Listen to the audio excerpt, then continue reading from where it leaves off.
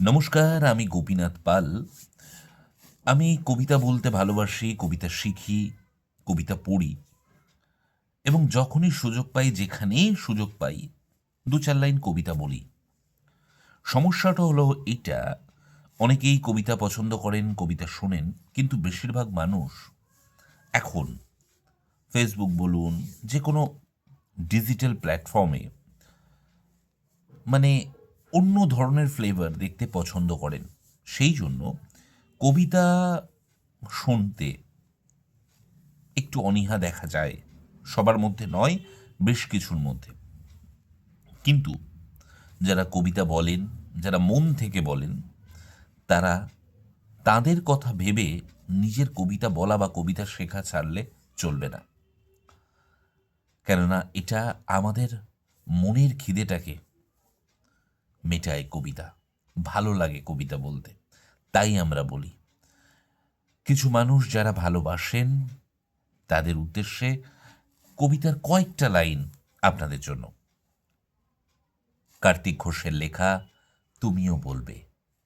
ভালো মেয়ে ঠিক কাকে বলে জানো? ভালো ছেলে মানে কি? তুমিও বলবে সহজ প্রশ্ন, মাপকাঠি একটি। যে মেয়ে পেয়েছে অঙ্কে 100, যে ছেলে ভূগোলের সেরা, এরাই তো ভালো, সবাই বলছে হীরের টুকরো এরা। কাগজে ওদের ছবি ছাপা হয়, টিভিতে দেখায় মুখ। ওদের জন্যে আমারও তো ভাই আনন্দে ভরে বুক। তবু কেন জানো তোমাকে বলছি, সব দেখে শুনে পাই ভয়। শুধু এত এত নম্বর পেলে ভালো ছেলে মেয়ে হয়? আচ্ছা ধরো না, যে মেয়েটা অঙ্কে পেয়েছে অনেক কম, ওর গান শুনে মুগ্ধ সবাই, হাততালি হারদম।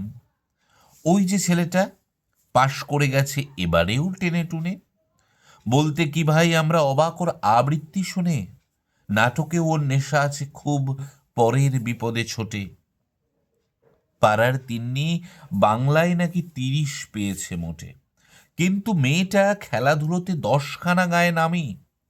সত্যি বলো তো, তুমিও বলবে ওরা নয় কেউ দামি? চাই যে অনেক ইঞ্জিনিয়ার, চাই আরো ডাক্তার, পাশাপাশি চাই শিল্পী, খেলুড়ে, স্নেহময়ী সিস্টার। কম নম্বর পাওয়া ছেলেটাই কারিগর বলে আজ, দেশটা গড়তে ওরও হাতে দেখো কত দরকারি কাজ। পরের শোকে যে মেয়েটা মুখটা করেছে কালো, কম নম্বর পেয়েছে বলে কি বলবে না ওকে ভালো? অভাবের টানে অভাবের টানে কলেজে পড়েনি, ছোট দরমার বাড়ি, কিন্তু ছেলেটা বাবা মাকে দেখে ভাড়াতে চালায় গাড়ি। তাই বলছি কি, শুধু নাম্বারেতে হয় নাকি মাপকাঠি?